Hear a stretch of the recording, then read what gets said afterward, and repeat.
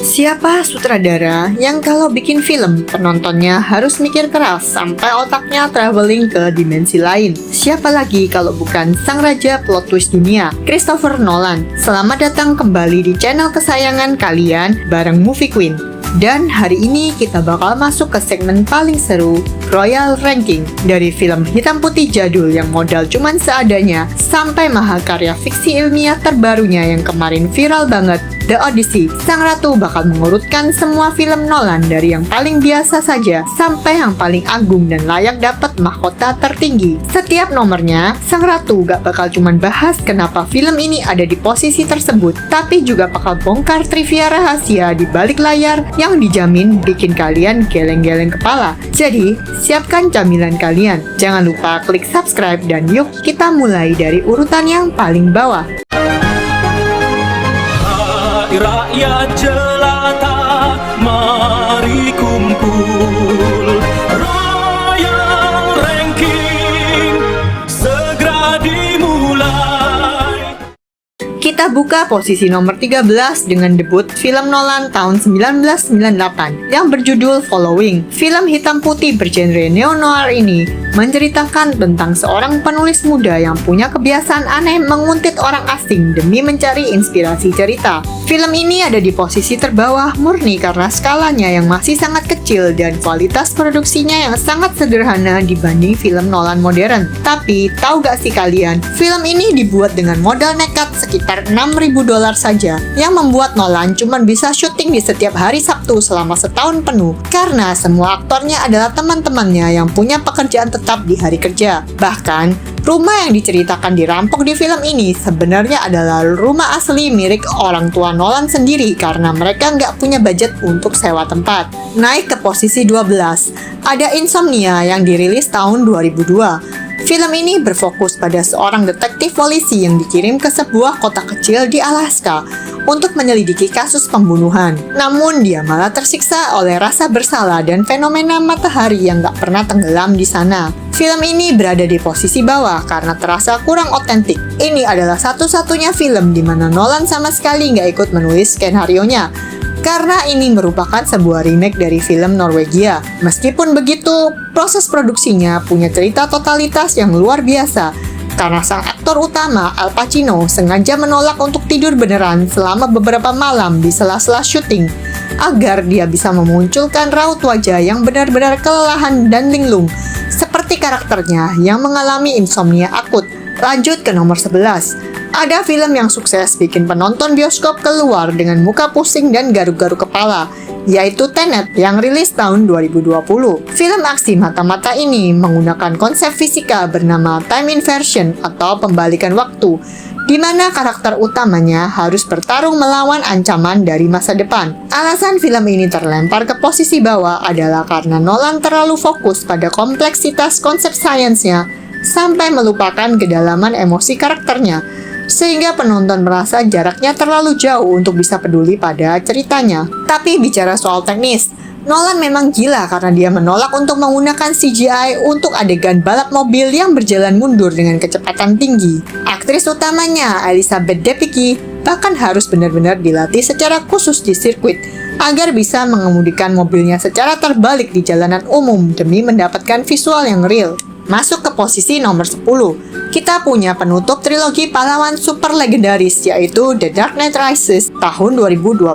Film ini menceritakan perjuangan terakhir Bruce Wayne yang sudah menua untuk menyelamatkan Gotham dari kehancuran total akibat ancaman teroris brutal bernama Bane. Film ini harus puas di posisi ke-10 karena meskipun skalanya sangat megah, ceritanya memiliki terlalu banyak lubang logika atau plot holes yang cukup mengganggu kalau kita tonton ulang. Namun, kemegahan film ini tidak perlu diragukan lagi, karena untuk adegan ikonik stadion sepak bola Amerika yang diledakkan dan runtuh, Nolan mengumpulkan lebih dari 11.000 figuran asli dalam stadion Heinz Field di Pittsburgh, sehingga ekspresi kepanikan massal yang kalian lihat di layar itu adalah reaksi yang sangat nyata dari ribuan orang di sana. Di posisi nomor 9, ada pondasi awal yang memulai segalanya, yaitu Batman Begins tahun 2005. Film ini menceritakan asal-usul Bruce Wayne mengatasi ketakutan terbesarnya, hingga bertransformasi menjadi sesosok Batman yang kita kenal. Ini adalah film yang sangat penting karena berhasil menyelamatkan waralaba Batman dari keterpurukan masa lalu dengan pendekatan yang sangat realistis dan kelam. Ada satu trivia kocak saat proses syuting film ini di jalanan kota Chicago. Ketika tim produksi sedang menguji coba Batmobile versi militer yang disebut The Tumbler, ada seorang pengemudi mabuk yang tiba-tiba menabrak mobil tersebut karena dia panik luar biasa dan mengira bahwa ada pesawat luar angkasa milik alien yang sedang mendarat darurat di tengah kota. Selanjutnya, di nomor 8, kita bergeser ke sebuah film perang yang sangat minim dialog, namun penuh dengan ketegangan konstan, yaitu Dunkirk tahun 2017. Ceritanya berfokus pada sebuah proses evakuasi dramatis ratusan ribu tentara sekutu yang terkepung oleh pasukan Jerman di pantai Perancis. Film ini ada di posisi tengah, karena ini adalah eksperimen struktur narasi yang brilian, di mana dia membagi ceritanya dalam 3 lini waktu yang berbeda, yaitu 1 minggu di darat, 1 hari di laut, dan 1 jam di udara. Demi mengejar keaslian sejarah, Nolan benar-benar menyewa kapal perang asli peninggalan Perang Dunia Kedua dan menolak menggunakan efek komputer untuk memperbanyak jumlah pasukan. Dia malah memesan ratusan papan triplex berbentuk potongan tentara dan menaruhnya di latar belakang pantai agar barisannya terlihat padat. Nangkring di posisi nomor 7. Ada film psikologis thriller jenius yang melambungkan nama Nolan ke jajaran sutradara papan atas dunia, yaitu Memento tahun 2000. Kisahnya mengikuti seorang pria bernama Leonard yang mencoba membalaskan dendam atas kematian istrinya.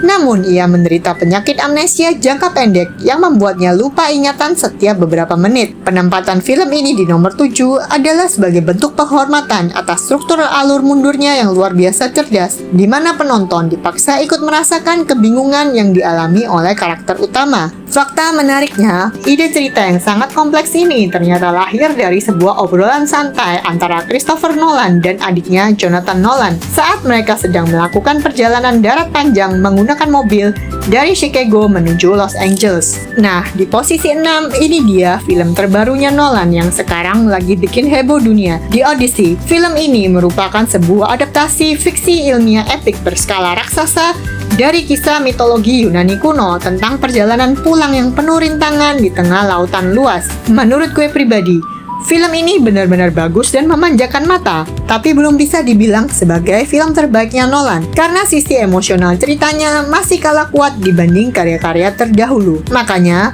posisi nomor 6 adalah tempat yang paling adil. Kalau kalian mau nonton review kami, link kami taruh di kolom deskripsi ya. Tapi, kalian harus tahu kalau film ini mengukir sejarah sebagai film Hollywood pertama yang direkam full 100% menggunakan kamera film mekanis IMAX 70mm. Dan demi adegan badai laut yang terlihat mengerikan itu, Nolan sampai menyewa tangki air raksasa terbesar di dunia dan melepaskan ombak buatan seberat puluhan ton tanpa bantuan layar hijau sama sekali. Naik ke posisi nomor 5, ada salah satu film Nolan yang paling sering diremehkan padahal kualitasnya luar biasa jenius, yaitu The Prestige tahun 2006. Ceritanya berpusat pada rivalitas mematikan antara dua pesulap panggung di era abad 19 yang saling terobsesi untuk menjatuhkan satu sama lain demi menciptakan trik sulap terbaik di dunia. Film ini nangkring di posisi 5 besar karena struktur penceritaannya dirancang dengan sangat indah, menyerupai tahapan trik sulap asli,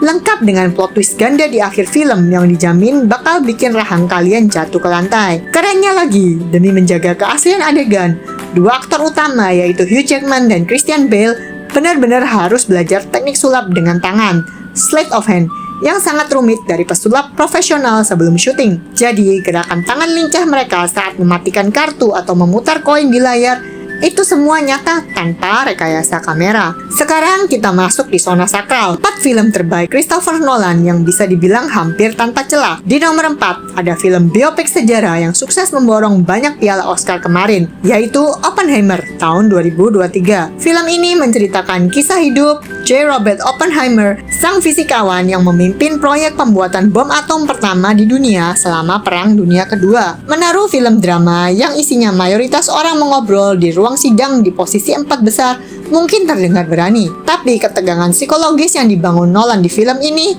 benar-benar terasa seperti film horor, berkat akting brilian Cillian Murphy. Gilanya, karena Nolan sangat anti CGI, tim efek visualnya harus mereplikasi ledakan nuklir Trinity menggunakan campuran asli dari bahan kimia magnesium, bubuk mesio, dan bensin dalam skala kecil yang direkam dengan kamera kecepatan tinggi. Jadi kilatan cahaya di mata Cillian Murphy itu adalah pantulan dari ledakan nyata di depannya. Di posisi 3, ada film fiksi ilmiah emosional yang selalu sukses bikin gue nangis bombay, yaitu Interstellar tahun 2014. Kisahnya menceritakan sekelompok penjelajah luar angkasa yang melakukan perjalanan melewati wormhole atau lubang cacing demi menemukan planet baru yang bisa ditinggali oleh umat manusia yang sedang diambang kepunahan. Film ini layak berada di posisi 3 besar karena Nolan berhasil mengawinkan teori fisika kuantum yang sangat akurat dengan sebuah cerita cinta universal antara ayah dan anak perempuan yang melintasi ruang dan waktu.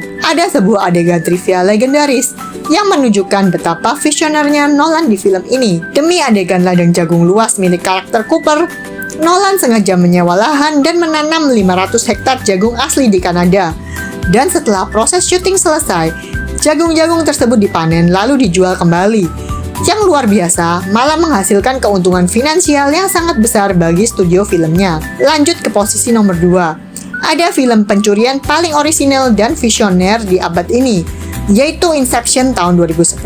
Film ini mengikuti petualangan seorang pencuri profesional bernama Cobb yang memiliki keahlian unik untuk masuk ke dalam alam bawah sadar orang lain melalui mimpi demi mencuri atau menanamkan sebuah ide rahasia. Konsep visual kota Paris yang melipat dirinya sendiri serta adegan aksi tanpa gravitasi di film ini benar-benar mengubah landscape perfilman. Dan akhir ceritanya yang menggantung tentang gasing berputar masih menjadi bahan perdebatan jutaan orang sampai saat ini. Salah satu adegan paling ikonik di mana koridor hotel berputar 360 derajat itu ternyata dibuat tanpa bantuan CGI sama sekali. Nolan membangun lorong hotel raksasa di dalam sebuah hanggar pesawat tua dan memasang mesin pemutar mekanis seberat puluhan ton yang memaksa para aktor untuk latihan fisik ekstrim selama berbulan-bulan agar tidak muntah saat melompat di dalamnya. Dan akhirnya, mahkota tertinggi nomor 1 di Royal Ranking kita kali ini jatuh kepada mahakarya mutlak The Dark Knight tahun 2008. Film ini mengangkat kisah perjuangan Batman yang harus menghadapi ujian moral dan psikologis terberat dalam hidupnya ketika kota Gotham diteror oleh seorang dalang kriminal anarkis yang menamakan dirinya Joker. Ini bukan sekedar film pahlawan super terbaik yang pernah dibuat dalam sejarah, tapi ini adalah sebuah drama kriminal kelas kakap yang mengeksplorasi sisi gelap dari sifat dasar manusia secara mendalam. Performa mendiang Heath Ledger sebagai Joker di sini sangat legendaris hingga dia dianugerahi piala Oscar.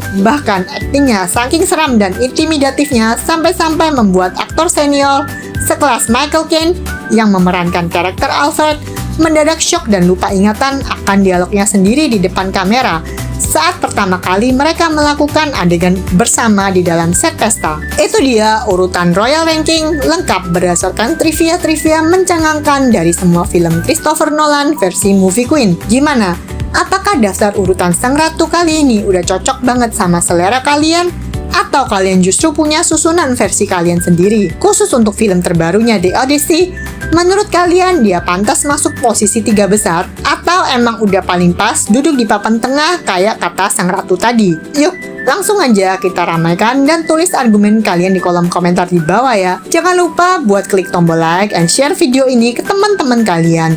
Dan pastinya klik tombol subscribe biar kalian gak ketinggalan pembahasan Royal Ranking yang seru lainnya. Movie Queen pamit dulu. Sampai jumpa di Royal Ranking selanjutnya.